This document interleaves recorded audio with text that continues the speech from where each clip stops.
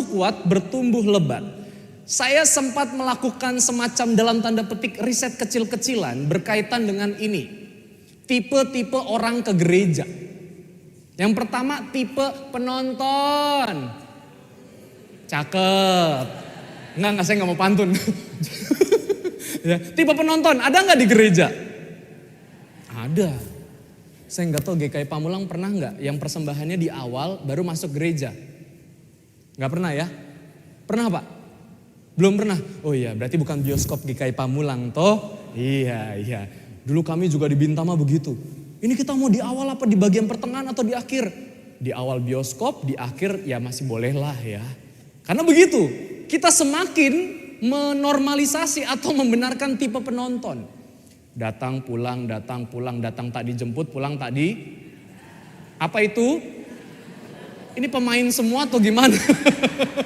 Tahu banget ya. Yang kedua, tipe komentator. Mau ngasih contoh berat banget ini. Tipe komen, segala sesuatu dikomenin.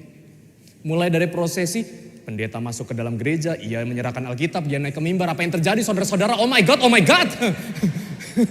Ya, Bapak Ibu jujur, tadi pas votum, yang ada di pikiran saya gini, ini kebaktian ulang tahun jangan sampai pulang-pulang jemaat pada trauma. Dengar suara pendetanya pas votum, ya tapi terima kasih lagunya bagus, kitanya yang gak bagus ya, sayanya gitu. Pemusiknya bagus ya, itu komennya pasti, fales tuh. Ada gak ya begitu? Aduh. Pendeta yang nyanyi kita komen, pulang-pulang lewat mana Anda ya. Lalu ada tipe aktivis. Apa tipe aktivis? Di mana-mana dia ada.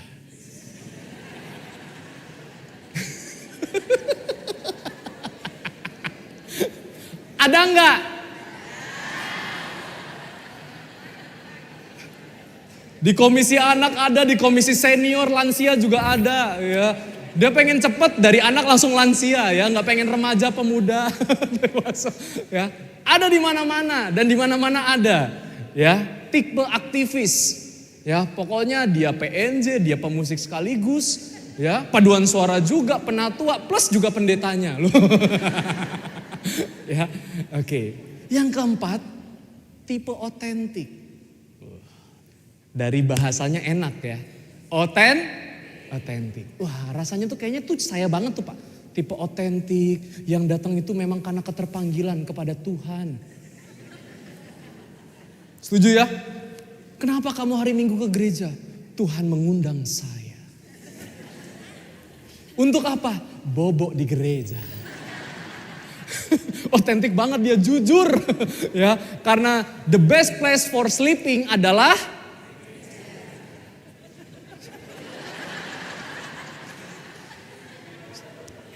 ampun lah, masa the best place of sleep for sleeping gereja? Bukan bangku jemaat. Karena kalau di depan gak bisa tidur. Pasti apa? Ada tipe komentator. Ya dong, ih penatuannya tidur.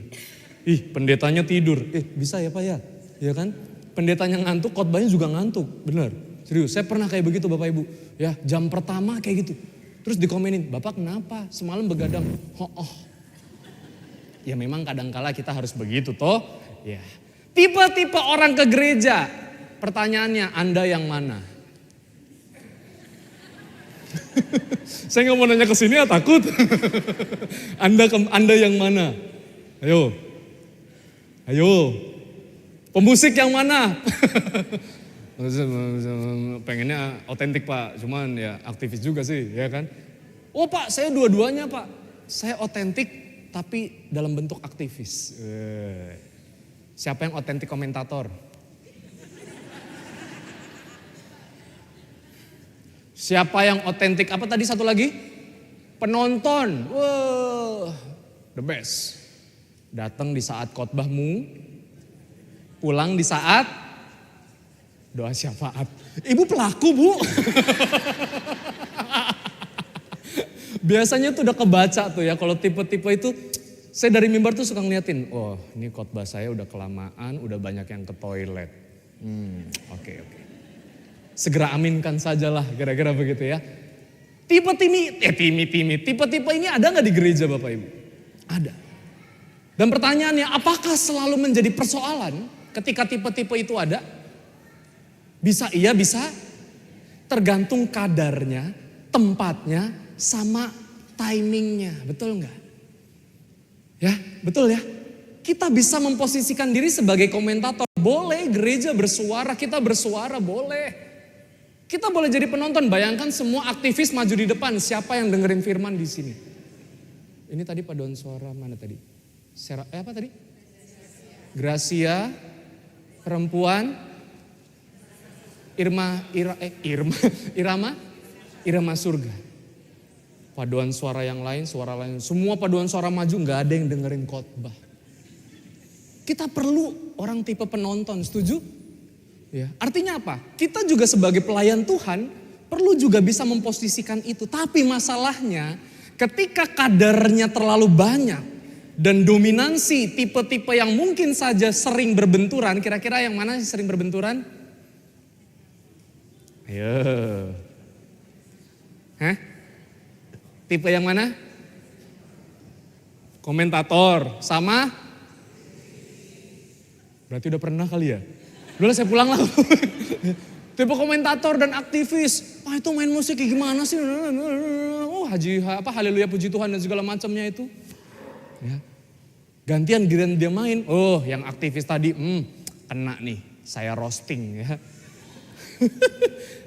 Kadangkala itu terjadi dan seringkali itulah yang kemudian menghilangkan relasi, perjumpaan dan juga cinta kasih dalam sebuah persekutuan. Betul enggak? Ya, jangankan dalam gereja Pak, dalam hubungan rumah tangga kalau semuanya tipe komentator, orang tuanya, bapak, ibunya, mertuanya, menantunya, anaknya semua tipe komentator. Apa yang terjadi? Apa yang terjadi? Rapat semua di situ. Rapat. Apalagi tipe penonton. Itu ada sampah. Karena tipe penonton, semua ngeliatin. Iya, penonton. Ya. Nah, realita ini ataupun juga tipe-tipe ini bisa jadi lebih ekstrim dan pada waktunya bisa jadi menggerogoti persekutuan umat. Dan itulah yang terjadi di dalam Filipi pasal 2 ayat 1 sampai 11. Di mana Paulus mendapati kalau persekutuan jemaat Filipi kehilangan kasihnya. Ya, mungkin seperti gambar-gambar di sini. Ya, karena saya yang punya uang banyak yang saya berikan, maka apa yang bisa gereja berikan kepada saya? Atau sebelahnya, tolong pastikan program bagi anak saya itu lebih banyak daripada untuk komisi yang lain. Udah rapat program belum Pak? Udah rapat anggaran? Belum, masih belum baku hantam berarti ya. Hantam ini maksudnya hantam anggaran ya. Nah, jangan baku tumbuk, tidak boleh ya, tidak boleh. Karena yang terjadi adalah perpecahan, perbedaan, egoisme, saling omongin orang, konflik, tidak peduli dan gak kompak. Itu yang terjadi di jemaat Filipi. Paulus mendapati itu dan kemudian di dalam Filipi pasal 2 dia memulai di dalam Kristus itu ada penghiburan, kasih. Ya, Paulus mengingatkan itu. Memang kita jemaat tetapi kita jemaat Kristus. Kita komunitas tapi kita komunitas milik Kristus. Harusnya Kristus yang menjadi pusatnya. Bukan ini semua. Ya, perbedaan boleh ada, tapi kalau perbedaan kemudian didasari dengan egoisme, saling ngomongin orang, konflik, nggak peduli, nggak kompak, pada waktunya gereja itu akan pecah, hancur.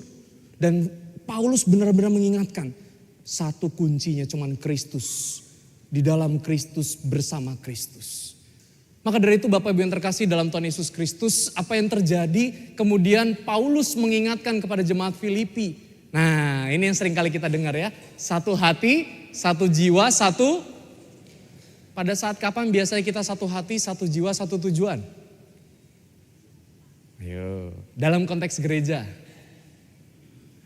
Hah? Makan, cocok kali lah. Ini mantap. Makan. Saya lagi mikirin jawaban, ibu udah ketemu jawaban makan ya. Keren. Iya juga sih bener ya. Satu kasih, satu jiwa, satu tujuan. Biasanya kan kalau punya masalah baru tuh satu kasih, satu jiwa, satu tujuan. Biasanya.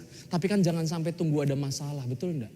Baru kita satu hati, satu jiwa, satu tujuan. Dan inilah yang Paulus ingatkan. Kalau kamu menjadi murid Kristus, menjadi komunitas Kristus, hendaklah sehati sepikir. Karena tiga hal ini adalah keterkaitan dan ketersatuan, gak bisa dipisahkan. Jiwamu ada dalam kasih Tuhan, sehingga tujuanmu adalah untuk memuliakan nama Tuhan. Kalau ternyata jiwamu adalah dipenuhi dengan egoisme dan lain sebagainya, maka percayalah tidak mungkin sehati sepikir. Saya tanya, sama pasangan kita sering sehati sepikir atau pikirin aja sendiri? Ya, kayak Abraham sama siapa? Lot. Kamu ke kiri, aku ke kanan. Ada? Apa yang terjadi? Gak sinkron, gak sejalan, hancur sudah. Maka dari itu Paulus mengingatkan sehati sepikir yang seperti apa? Satu kasih, satu jiwa, satu tujuan. Yang pertama, bertumbuh dalam iman dan pengertian yang benar. Yang kedua, melekat dan mendekat bersama dengan Kristus, jangan yang lain. Gereja kalau kiblatnya bukan Kristus, mau siapa lagi coba? Hah? Betul enggak? Ya. Mengembara dalam panggilan Tuhan. Kita ini semua adalah pengembara-pengembara. Makanya ada aktivisnya, ada jemaatnya, ada umatnya, ada pengurusnya, penatuannya, pendetanya. Kita pengembara semua dalam panggilan Tuhan untuk kehidupan berkomunitas. Sehingga Paulus mengingatkan kalau kamu sudah sehati sepikir, maka setialah pada apa yang patut kita setiakan. Apa yang patut kita setiakan Bapak Ibu? Ayo. Hah? Kalau ada uang sama pasangan, pilih siapa? Enggak berani jawab. Pilih yang mana ayo? Pasangan yang beruang dong Pak. Daripada uang yang tidak berpasangan? Wah. Ya. Seringkali kita berpikir kepada siapa dan kepada apa kita harus menyetiakan diri. Dan pertanyaan inilah yang sebenarnya, atau pernyataan inilah yang sebenarnya menggugah kita. Apakah selama ini kehidupan persekutuan kita, itu sehati sepikir atau pikirin aja sendiri, gue gak sehati sama lu. Maka dari itu Paulus mengingatkan, sebagai saudara sepersekutuan harusnya semua itu atau kebersamaan itu harus diasah. Tapi sekaligus diasuh, pakai hak. Karena kalau nggak pakai hak, nggak jadi sehati Tapi gereja bukan mengasah dan mengasuh, tapi haknya hilang semua, toh. Nggak suka, semua dikata-katain, dikomentarin, jelek-jelekin. Dulu jelek-jelekin face to face, sekarang Facebook to Facebook, komen to komen. Saya nggak pernah komen loh Pak di gereja. Sosial medianya iya. Bikin second account. Yang nyerang account IG-nya remaja Pamulang. Untung saya di follow ya. Ya kan? Mantap. Jadi nggak akan saya serang. Ya. Jadi kalau mau nggak diserang, fallback dong. Iya. Yeah. Satu kasih, satu jiwa, satu tujuan. Dan itu yang membuat Paulus mengingatkan harus diasah kebersamaan itu. Karena semakin kita bersama, semakin juga potensi untuk konflik, betul enggak? Ya. Bapak Ibu, GKI Pamulang sudah berapa tahun? 29 tahun itu semenjak pendewasaannya, betul ya? Ya. Tapi dalam bajem dan posjemnya, ayo, yang menang dapat tumpeng. Yang tahu jawabannya dapat tumpeng. Ayo, saya nanya karena emang saya nggak tahu. Mungkin lebih panjang dari itu. Berproses untuk mendapatkan tempat ini, daerah ini, sampai kemudian pada IMB-nya, lalu bangun gedungnya semegah ini, lahan parkir, klinik, dan segala macam. Bukankah itu salah satu bentuk bagaimana kita bisa sehati sepikir walaupun di dalamnya pasti ada perbedaan-perbedaan yang muncul. Tetapi ingatlah kalau kita hidupnya berorientasi untuk Kristus, maka sesuai dengan tema kita, bersatu kuat berbuah lebat, itu bukan menjadi sebuah impian belaka. tapi bisa menjadi kenyataan yang kita wujudkan. Caranya gimana? Yang pertama, ingatlah bahwa kalau komunitas Kristus, komunitas Kristen, maka itu adalah komunitas yang saling berbagi, yang saling mengampuni, saling menerima perbedaan dan mengutamakan kedamaian. Kalau kita bisa bersama-sama bergandeng tangan, kenapa kita harus angkat tangan dan angkat kaki? Dari gereja ini kalau berbeda, atestasi pula, ya kan? Kenapa? Kalau kita bisa bersama-sama. Dan ini yang diminta oleh Paulus karena Kristus menyatukan kita, mengikat kita untuk menjadi komunitas yang berbagi, komunitas yang saling mengampuni, menerima perbedaan, dan yang terpenting juga adalah mengutamakan kedamaian. Walaupun kayaknya kalau nggak rame nggak seru ya. Keramaian atau kedamaian? Ramai atau damai? Hah? Ramai atau damai? Kalau bisa damai kenapa ramai kan gitu ya. Tapi kenyataannya ramai dulu Pak. Baru makin ramai Pak. Belum tentu damai. Karena apa? Mungkin tidak saling mengampuni. Mungkin karena berbeda berarti Anda gak suka sama saya. Seringkali itu terjadi Bapak Ibu sekalian. Kita mungkin gak sehati, gak sepikir, gak sejiwa. Ya memang itu perbedaan. Tetapi apakah dengan tidak sehati sepikir sejiwa kemudian kita harus saling meniadakan? Siapa di sini yang suka makan bubur diaduk? Yang gak suka makan bubur diaduk? Kok masih bisa samping-sampingan? Siapa yang minum kopi tanpa gula? Siapa yang minum kopi pakai gula? Pernah berantem gak? Ih, minum kopi pakai gula.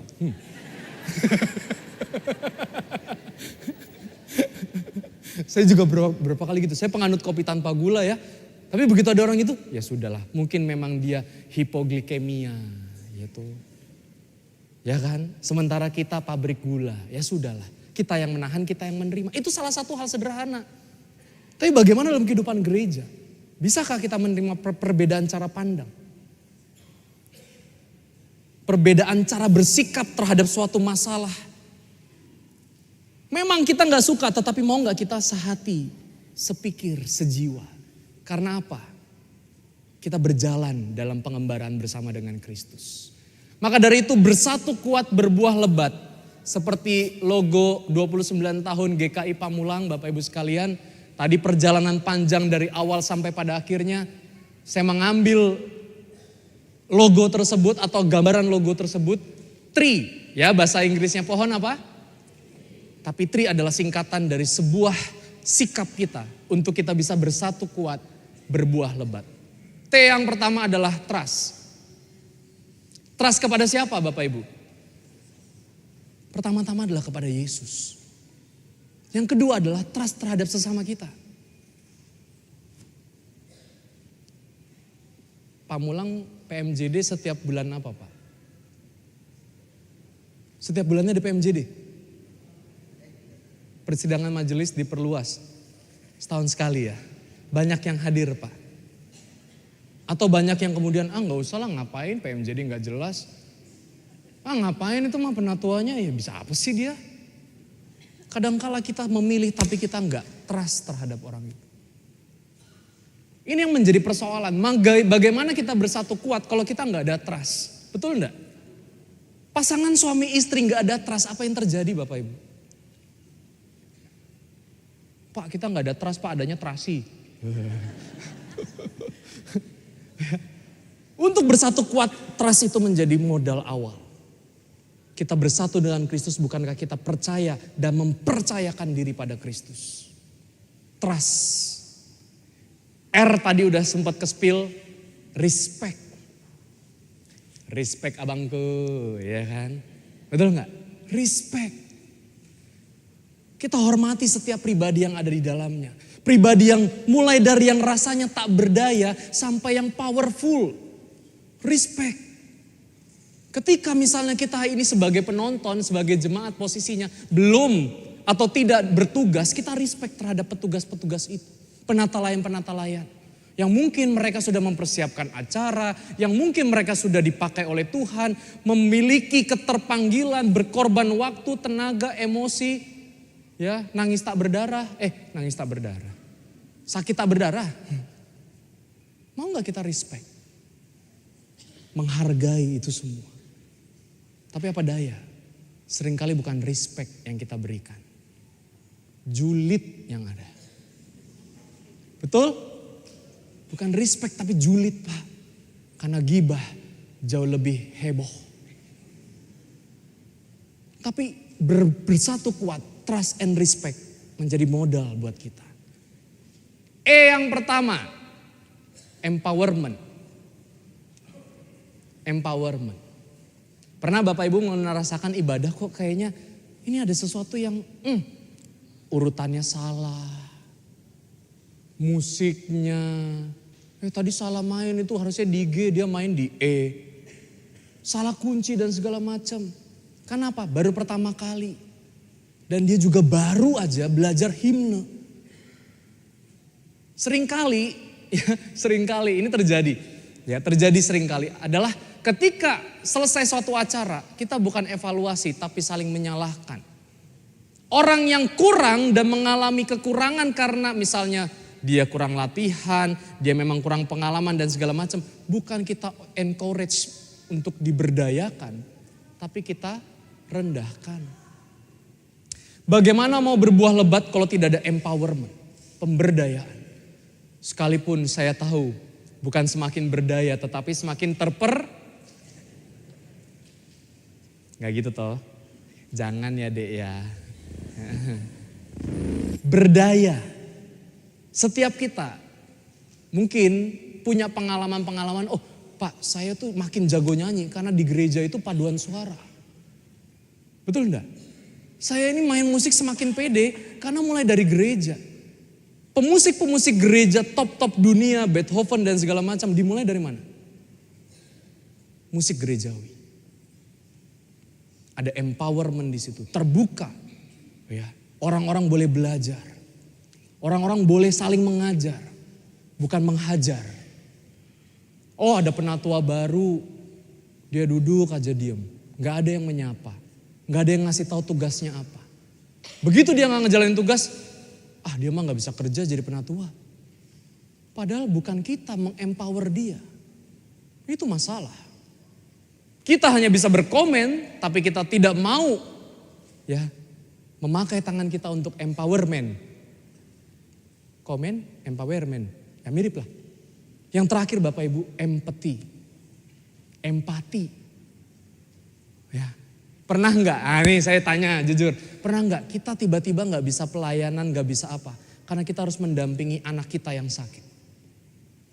Pernah enggak kita tiba-tiba harus meng-cancel kegiatan gereja karena ada sesuatu yang tidak bisa kita ganggu gugat. Yang mendesak. Terus kemudian teman kita bilang, dia mah gak komitmen dalam pelayanan. Dikasih tugas gak pernah jalan. Padahal baru sekali dia tidak menjalankan tugas gara-gara apa? Harus mendampingi entah orang tuanya yang sakit, anaknya yang sakit. Tapi cara berpikir kita adalah dia gak bisa, dia salah. Empati dibutuhkan Bapak Ibu. Untuk kita bisa bersatu kuat. Empati itu dibutuhkan sekali. Sehingga dengan adanya hal ini, maka kita bisa berbuah lebat. Kita nggak tahu berbuahnya akan seperti apa. Dan buktinya 29 tahun Tuhan menyertai GKI Pamulang. Bayangkan kalau misalnya komisi anak, komisi pemuda, remaja, oleh komisi-komisi yang lebih di atasnya begitu ya. Tidak dapat tempat, tidak dapat kesempatan untuk bisa eksplor diri. Mungkin pada waktunya kita sendiri yang susah nyari penatua. Nyari pelayan Tuhan. Kenapa? Saya gak merasa di rumah ini atau di gereja ini menjadi rumah saya. Saya gak menyatu hati di sini Pak. Tapi saya sakit hati di gereja ini. Dia pergi. Dia meninggalkan. Maka dari itu mari bagi kita. Bapak Ibu sekalian, saya percaya kita semua dibimbing oleh kuasa Roh Kudus. Ya, sehingga dengan arahan Paulus yang tadi sehati, sepikir, sejiwa, satu tujuan, kita bisa mengembangkan nilai-nilai ini. Trust, respect, empowerment, and empathy. Selamat merayakan 29 tahun GKI Pamulang, dan biarlah GKI Pamulang semakin bersatu kuat. Di tengah hantaman yang ada, tetap bersatu kuat dan terus berbuah lebat. Tuhan memberkati.